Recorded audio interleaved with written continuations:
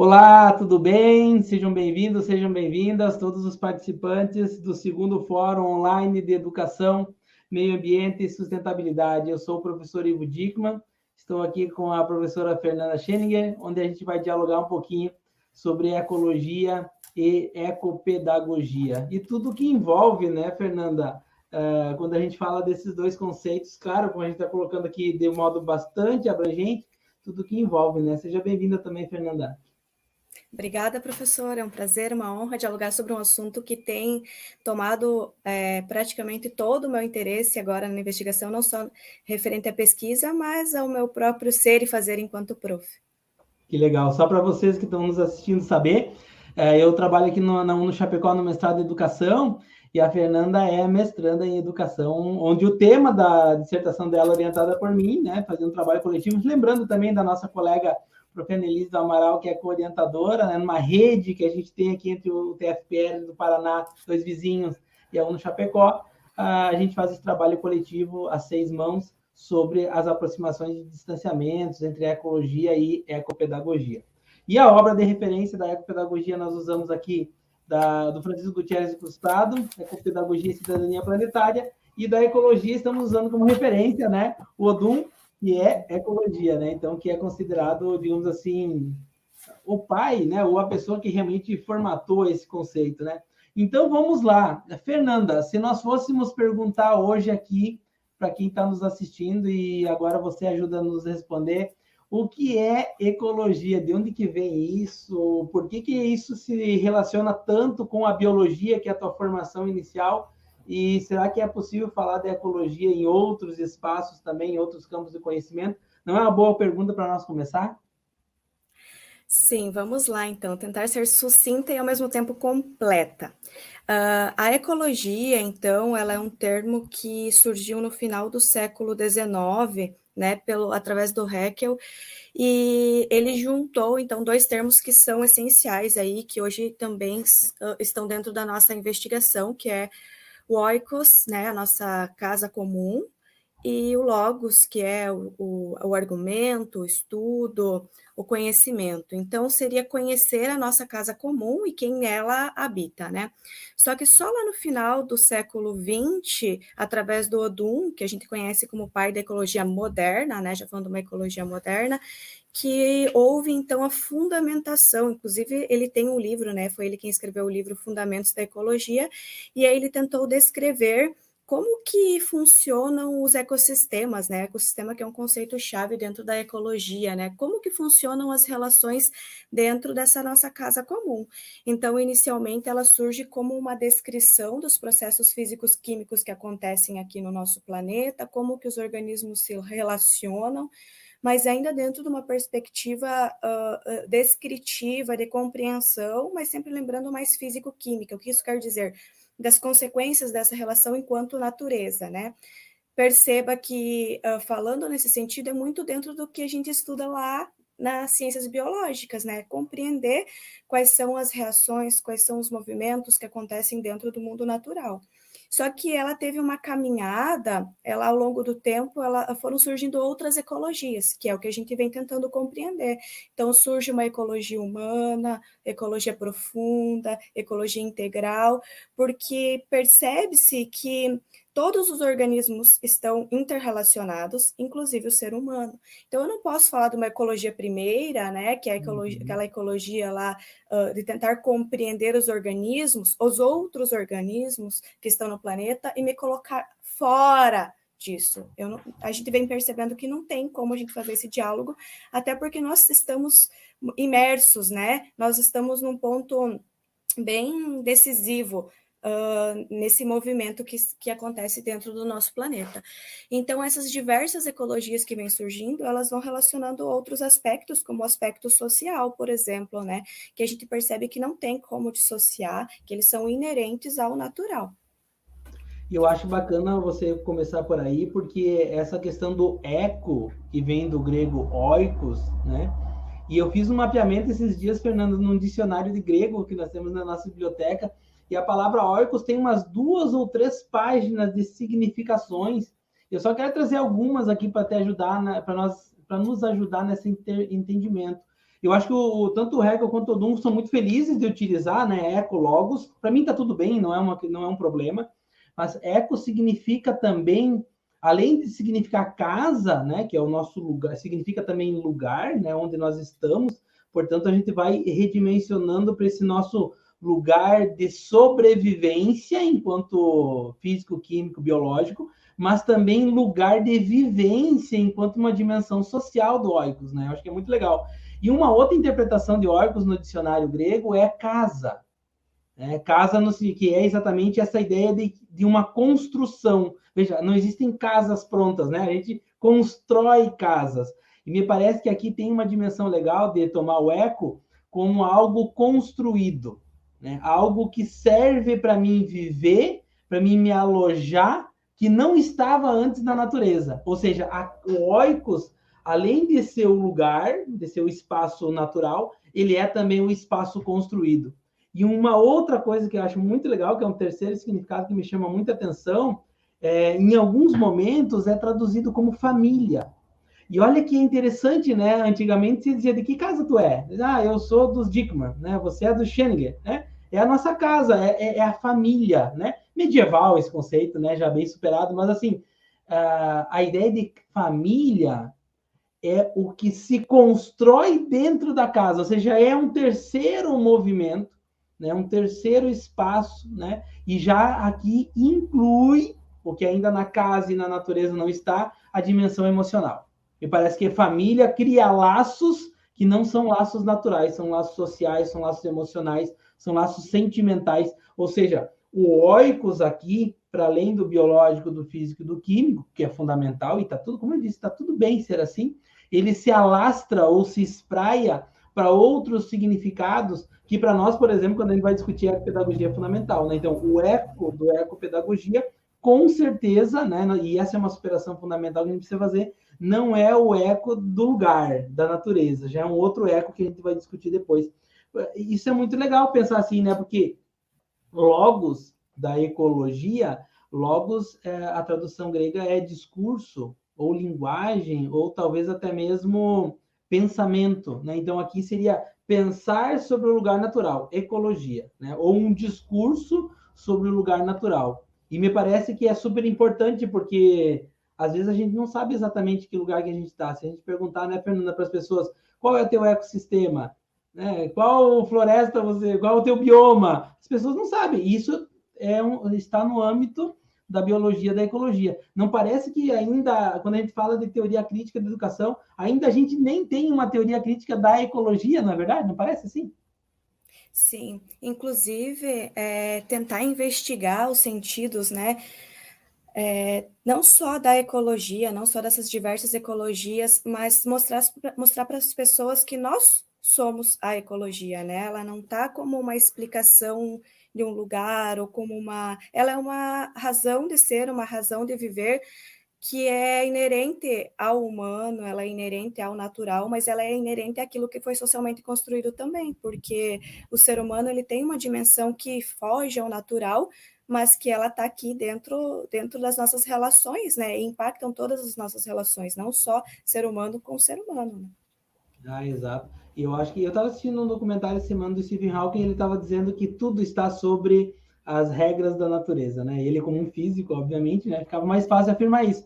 Mas realmente, assim, não dá para dissociar esse espaço construído, as relações sociais com as relações ambientais, né, ecológicas, porque realmente é difícil hoje imaginar um espaço biológico ou ecológico ou natural que não tenha sofrido ainda uma influência dos seres humanos, né? Seja do ponto de vista direto ou indireto, seja um espaço construído como uma cidade, né? Ou até mesmo o interior das cidades, né?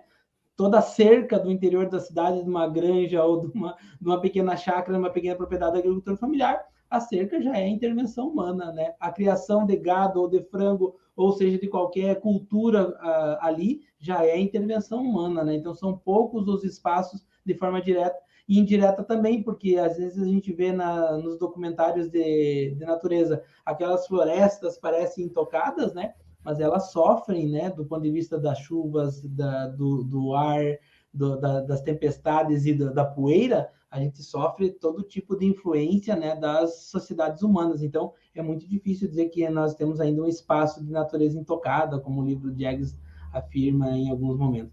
Então, acho muito interessante pensar desse jeito. Mas, para nós ir para um outro momento, você tem feito um levantamento, Fernanda, na nossa dissertação aqui, de vários ecos, né? Poderia, sim, citar alguns para nós entender e talvez tentar compreender que tipo de conclusão parcial você já chegou sobre esses diversos ecos e por que será que sempre tem um eco na frente de algumas coisas, né? Para tentar entender um pouquinho isso, para depois nós falar de ecopedagogia. Sim, partindo então, só para não perder um momento aqui, né? Porque o ecologia, porque aqui um dos conceitos-chave, né, da nossa referência é a ecologia profunda, e assim como por que a ecologia profunda? A gente está tentando entender, e porque a partir da ecologia, das outras diversas ecologias, surgiram outras, que a gente chama outros ecos, né? Como, por exemplo, a ecosofia, o ecofeminismo, o ecossocialismo, ecossidadania, ecoformação, ecoeducação, são muitos ecos, né? O que eles têm de comum, né? O fio, assim, que são estudos parciais, são investigações iniciais, mas o que percebe-se que não é só falar de uma casa comum, não são apenas relações que estão dentro de um local, né, comum, não é só isso, mas tentar buscar dentro de várias discussões, como, por exemplo, a prof. Annelise, agora ela comentou com nós da ecolinguagem, né? Então, quando uma cultura morre, que a sua língua morre, né, com a cultura, deixa de existir, quanto da natureza deixa de existir junto, né? Quanto do natural acaba morrendo junto, né? Então, a gente está tentando resgatar o ponto em comum, o que esses nomes têm em comum no que se refere aos organismos que dividem a nossa casa comum hoje, a forma com que eles se relacionam, mas todos dentro de uma discussão principal. A ecolinguagem, ela vai discutir as línguas, a cultura. Então, o ecofeminismo, ele vai ter uma discussão de gênero, né? Então, é uma discussão que ela acaba sendo direcionada para um lugar, mas ela tem um ponto de interseção, assim por se dizer, né? Que é dentro das relações que se estabelecem aqui e que não podem se dissociar, né? Sempre aquilo que a gente fala, algo nunca é só num lugar ou isolado ou só de uma forma, né? Assim como o prof citou o exemplo agora de não há mais ecossistemas habitats intocáveis, né? Então, quando eu vou falar de uma cultura que também é tocada, há vários pontos nela que também são modificados. Ah, perfeito, maravilha. E vejam, né, nós mapeamos vários ecos, né, Fer? Eu acho que talvez uma das principais contribuições, isso eu tenho dito para a Fernanda nas orientações, seja exatamente a gente fazer essa cartografia, esse mapeamento, mas, embora seja numa dissertação um pouco mais genérico, mas de qualquer forma já sinaliza, né, para um conjunto de possibilidades de dialogar sobre os ecos. Eu acho que talvez, Fernanda, essa contribuição tua vai vir muito parecido com o que a professora Lucy Sauvé fez com a educação ambiental, né? Que é mapear um pouco de tudo que vem se produzindo para entender, pelo menos, olha, que adjetivações são essas? No caso aqui, que prefixações são essas? De modo que, mudando o radical, o que se quer com esse novo radical? Né? Qual é a diferença entre ecoeducação e educação? Qual que é a diferença entre formação e ecoformação? Fazendo o link aqui, qual que é a diferença entre pedagogia e ecopedagogia? Tem diferença, não tem? Por que o eco vem antes e por que não é outro prefixo? Né? Ou porque não é educação crítica, não resolve? Por que a educação política não resolve? Tem que colocar o eco na frente para falar algo semelhante? Aqui me parece uma chave de leitura muito importante e afirmo, né, Fernanda? Não é por acaso, tá? Essa é a primeira questão que você que está nos assistindo tem que estar ligado. Não é por acaso que se coloca eco na frente das palavras. Né? Temos que ficar muito atentos, porque senão a gente cai num espontaneísmo, né? Eu quero falar de uma coisa diferente, eu arrumo um bom prefixo, nesse caso eco, e coloco na frente da minha palavra. Então, eu vou falar de ecomatemática. eu vou falar de ecofilosofia, porque eu sou da filosofia. E a Fernanda, não satisfeita, ela usa a ecobiologia. E aí nós ficamos criando ecos, né? Essa é a pergunta, né? Qual é o fundamento do uso desse prefixo, que do ponto de vista semântico, né, Fernanda, tem uma riqueza gigante lá no grego oikos, porque eu me lembro agora do filósofo Heidegger, que ele aprendeu grego para fazer filosofia, e ele diz que realmente o idioma grego era mais apto, Fernanda, a fazer filosofia do que qualquer outro idioma. Então, não significa só uma troca de idiomas, significa uma maneira mais profunda de dizer o que as coisas são. Então, o eco não é um acaso, né? O eco, na frente desses conceitos fundamentais, ele está ali muito bem articulado. Cabe a nós aprofundar e estudar. E é por isso que a gente fala de ecopedagogia, né, Fernanda? O que será que é ecopedagogia? Essa é uma outra pergunta bem importante, né? É uma pergunta essencial e dada não só o fato de ser um termo recente, mas a cada encontro que nós temos no grupo de pesquisa, a gente percebe que é um termo muito profundo, né?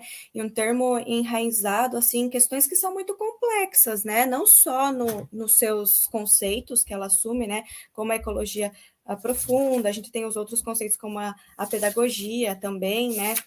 Mas a planetariedade, né? Então, entender o que esses termos significam, mas dada também a complexidade do mundo atual, em que questões que são superficiais e são questões simples, elas não resolvem mais, né? Dada a complexidade do mundo, né? Tanto é que nós estamos abordados na teoria da complexidade, né? Pensando já justamente por isso.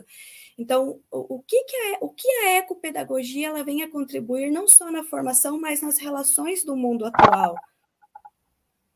Perfeito, perfeito. Eu acho que isso é fundamental. Não é possível entender o tempo que nós estamos vivendo fora da complexidade, né? E eu acho que aqui tem uma questão bem legal, assim, eu queria trazer um ponto. A ecopedagogia surge na América Latina, isso é um outro dado importante, não é uma teoria europeia, aqui tem uma chave de leitura bem interessante, né? Ela é uma pedagogia latino-americana, e o eco é o seu prefixo, não por acaso, é porque nos anos 90, Cruz Prado, Francisco Gutierrez, Paulo Freire estavam dialogando sobre uma nova possibilidade com uma preocupação central no aprendizado dos estudantes, de modo a compreender o seu contexto, o seu mundo de vida, né, e o seu ambiente natural, por consequência, de uma outra forma que não as que estão a serviço do mercado, que não as que estão pensadas a partir de um pensamento mais duro, que é o pensamento da modernidade, e também estavam pensando aqui a superação das relações patriarcais entre os seres humanos. E aqui tem um tripé, né, Fernando? Um tripé muito importante, do qual a ecopedagogia está baseada hoje, né? Porque como nós discutimos com a Prof. Cruz Prado, criadora, né, autora do livro Ecopedagogia e Cidadania Planetária, com seu esposo saudoso já, ela deixa claro que a ecopedagogia, produzida nos anos 90, traduzida no Brasil no início dos anos 2000, não é um diamante lapidado, pronto, né, e nunca mais pode ser mudado. Pelo contrário, é uma teoria pedagógica extremamente conectada com as realidades latino-americanas e está focada nesse tripé. A superação do pensamento moderno, e aqui superação não significa negar tudo aquilo que a modernidade produziu, pelo contrário, superação que no sentido dialético, que é superar guardando, ou seja, incorporando, por exemplo, sempre eu cito esse exemplo, o rigor acadêmico, né? O rigor científico, ele é fundamental para a gente pensar isso.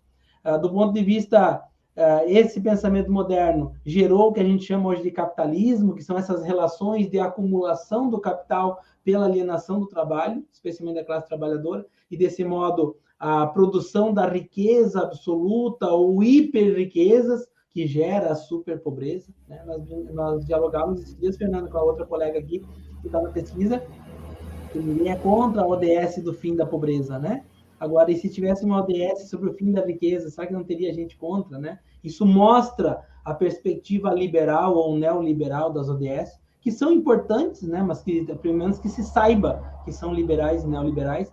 E, por fim, um tema extremamente importante aí para as meninas, para as mulheres, né? Que fazem a luta, que é a superação do patriarcado, que recoloca as relações de gênero e as relações entre homens e mulheres, e também entre nós, seres humanos como um todo, em todas as suas manifestações, que me parece que esse é um tema fundamental. Talvez seja, Fernanda, e colegas que nos ouvem, seja esse o grande ensinamento pedagógico da ecopedagogia, é reaprender a viver juntos, reaprender a sociabilidade, né? Porque a crise ambiental, como já anunciava Leff há muito tempo, é uma crise civilizatória. Me parece que a ecopedagogia vai exatamente nessa perspectiva, né? Que recoloca um modo de ensinar e aprender numa outra perspectiva, tendo esse tripé como fundamento pedagógico. Eu acho que a gente tem discutido muito sobre isso no nosso grupo de pesquisa, né? Tem sim. Inclusive também a questão, né, para não deixar passar a questão do princípio da ética, né? Que ela permeia todas as relações, então é algo que quando a gente faz essa discussão, né, essas críticas, esse tripé que o professor acaba de mencionar ali, resgatando a questão de uma nova ética, por assim dizer, né, na nossa forma de conviver. Então, isso é bem importante. Como eu comentei antes, essa nova ética ela é urgente para que a gente possa encontrar uma nova forma de nos relacionar com respeito, com amor, com igualdade, né? E com generosidade, então, que são valores em que a gente também tenta resgatar junto com essa perspectiva da ecopedagogia. E eu acho que aí também tem uma herança freiriana muito forte, né? Como nós dizemos que isso surge, né? Emerge na América Latina num diálogo profundo entre Gadotti, Freire, Gutierrez e Cruz Prado. E eles reforçam isso e você traz, né, conceitos como amorosidade, alegria, acolhida, escuta atenta. Tudo isso, né, faz parte do arcabouço pedagógico freiriano que é bem importante a gente trazer.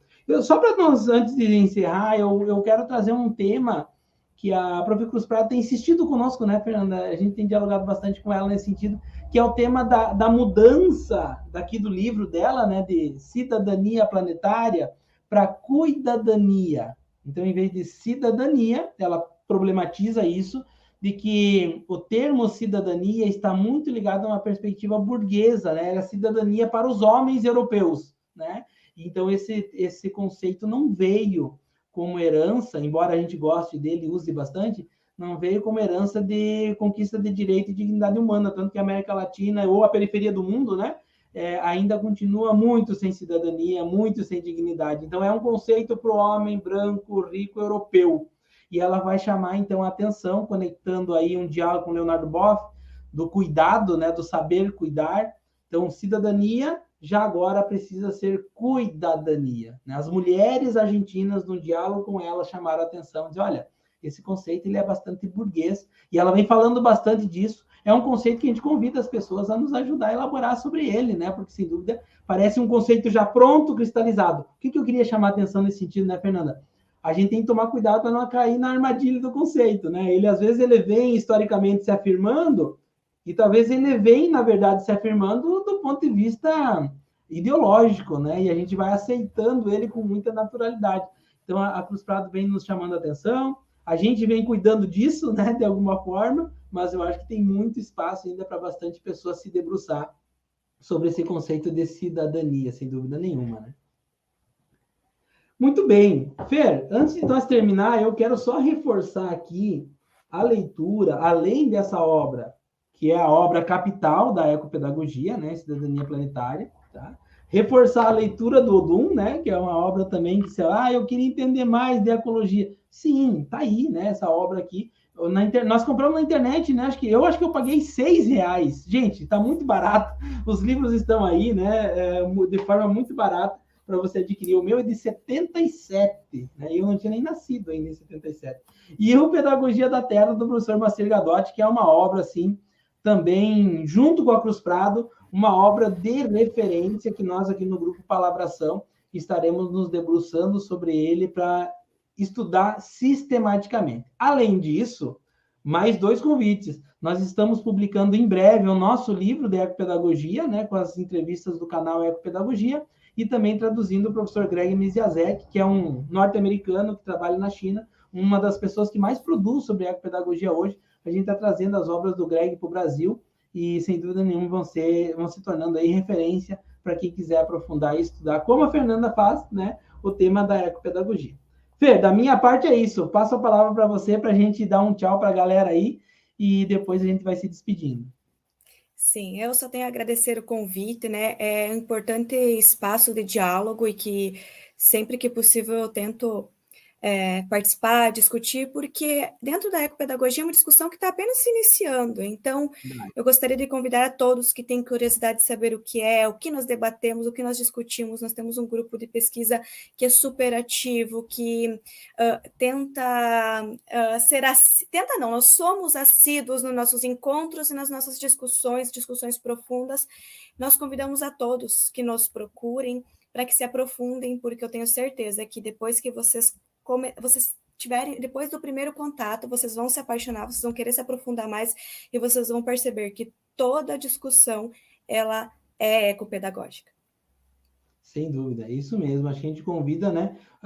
E eu estava quase esquecendo, né, Fernanda? Nós estamos criando esse ano a Rede Internacional de Pesquisa em Ecopedagogia, com sede aqui no Chapecó, mas só a sede, né? Depois ela é uma rede internacional, com bastante gente de fora do Brasil também, e no tempo certo aí a gente vai estar divulgando também, e quem estiver pesquisando, orientando sobre a ecopedagogia, vai poder participar, logo a gente divulga as regras para entrar na rede, né, que na verdade são regras de inclusão. E terminando dizendo, né, um agradecimento especial à minha grande amiga e colega Angélica Morales, professora Angélica, que nos convidou para estar aqui, né, a gente fica feliz da lembrança, e tomara que o nosso vídeo seja instigador a vocês, pesquisadores e pesquisadoras, independente do estágio de pesquisa que vocês estão, de se aproximar um pouco mais da ecopedagogia. E convidando, né, Fernanda, para nos seguir nas redes sociais, inclusive o nosso grupo Palavração, tem o Instagram, Ecopedagogia, vai lá, acha a gente e segue lá para a gente seguir trocando ideias, né, e construindo mais conhecimento, cada vez mais conhecimento ecopedagógico. Gente, muito obrigado, um grande abraço, até a próxima. Tchau, tchau.